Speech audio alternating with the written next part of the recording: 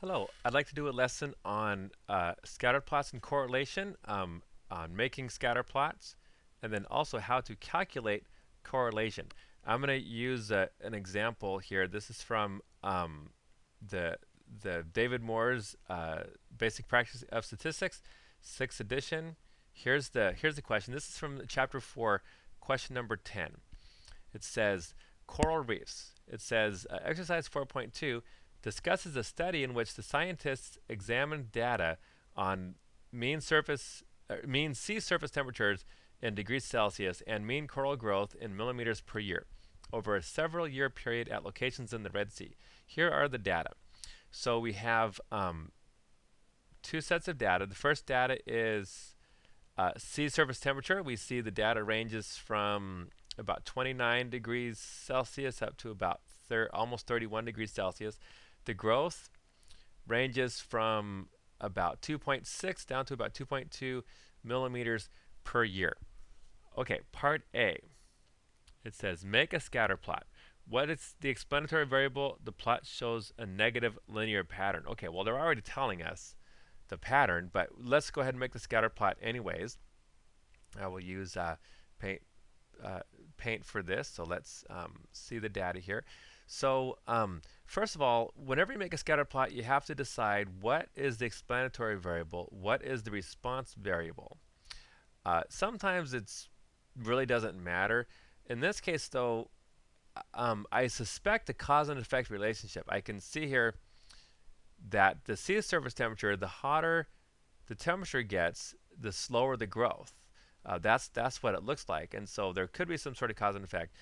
Even if there's not cause and effect, I can use the temperature to somehow make a prediction on what the growth is going to be. So I'm going to let the sea surface temperature be the x-axis here, and then the growth will be the y-axis. All right. Now, how to set the scale? So for temperature, the temperature range is it's not too much of a range here. It's just about 29 to about 31. So I'll just put 29 here. I'll put 30 right there. Maybe 29.5 right there. 30.5 and 31. Okay, for my growth, the growth ranges from about 2.2 to about 2.6. So I'll just go 2.2, 2.3, 2.4, 2.5, 2.6. Okay, and then you just put the points on the scatter plot. So the first point, 29.68, 29.68 right about there, 2.63 right about there. Okay, next point, 29.87, 29.87, that's close to 30, 2.58, right, almost 2.6, right about there. I've got 30.16, right about there, 2.6, okay, 30.22, and 2.48, 30.48, it's close to 30 still, well, close to about 30 and a half, and 2.26, right about a little bit less than 2.3, 30.65, a little bit more than 3.5, 2.38, close to 2.4, and then 2.2 or 30.9, it's almost 31, 2.26. Okay, so roughly this is a rough scatter plot. But here we have, yes, they are correct. It says the plot shows a negative linear pattern. Yeah, I can see a negative linear pattern here. I can see it's forming roughly a straight line. I could draw a line roughly through the middle, and the line gets close to pretty much all the points. All right, that's part A. Now for part B, it says find the correlation R step by step. That means do all the arithmetic. You may wish to round off to 2 decimal places for each step. Yeah, that's just to save a little time. First, find the mean and standard deviation of each variable. Then find 7 standardized values for each variable. That means z-scores. And then use the formula for R. Explain how your value R matches your graph in A. All right, well, first of all, before we do the arithmetic, what what, roughly speaking, what would r be? Well, first of all, r has to be negative because I've got a negative direction here. It's going to be close to -1 because it's a fairly strong linear relationship here. So my guess for part B, my guess would be maybe r is about maybe -0.9, perhaps -0.8, more or less. That's what I'm thinking r is going to be. Probably closer to 0.9 something. Okay, now to do the arithmetic, you have to use z-scores. So the formula for r is r equals the sum of the z-scores of the x-coordinates times the z-score of the y-coordinates. Multiply those together, add them all together, and then divide by n minus 1. Now, to get your z-scores, you need the mean and standard deviation. So for that, I'm going to use StatCrunch for this. But first of all, let's just make a list here. What is x bar? What's the mean of the x's? What is the standard deviation of the x's? What is the mean of the y's? And what is the standard deviation of the y's? Now, first of all, what is x and y? X is the temperature. So I have to find the mean temperature, standard deviation of temperatures, and y is the growth. So find the mean growth and the standard deviation of the growth. Now, I already have this on StatCrunch. Let's see where's just here it is. Okay, so I typed the numbers into StatCrunch already, just to save a little bit of time. So I'll go to Stat, Summary Stats, Columns. All right, I want the mean surface temp. That's my x. I'll just calculate it right now. All right, so the mean 30.28, standard deviation 0.4296. All right, let's write that down on our paper here. Let's got to move things around a little bit so I can see everything on the screen. Here we go. All right. So the mean of the x's, the mean temperature, 30.28. Standard deviation of the x's, 0.4296. That's probably good enough. 4 digits probably all right. Okay, what is the mean and standard deviation of the growth? So back to here. Let's go to summary stats, columns. Now I want the growth. Calculate.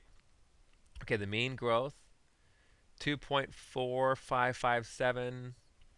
Standard deviation, 0.15788. All right, let's write those down.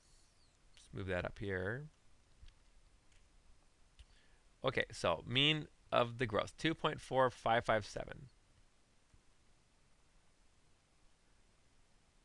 Okay, standard deviation of the y-coordinates, 0.157. Let's round that off here, 0.1579. That's probably good enough. Okay, that is step one in calculating correlation. Is you have to get those basic stats. You got to get mean and standard deviation of your variables. Okay, then step two, make yourself a table. Step two is make a table. I've got to convert everything to z-scores. So I've got here x. I've got my x coordinates, my y coordinates.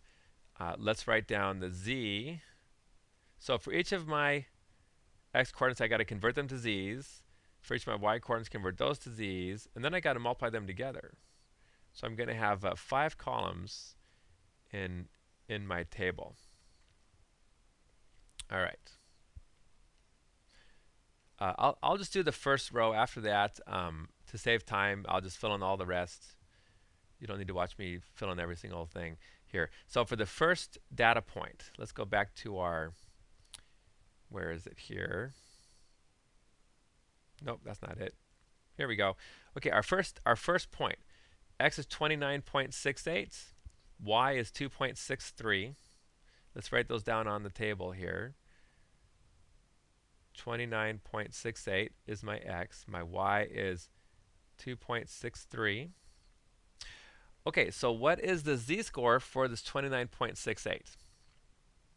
I think I'll just get a new piece of paper for this here. So so my x is 29.68. The mean of the x's, it was, I forgot already, what was it there? 30.28.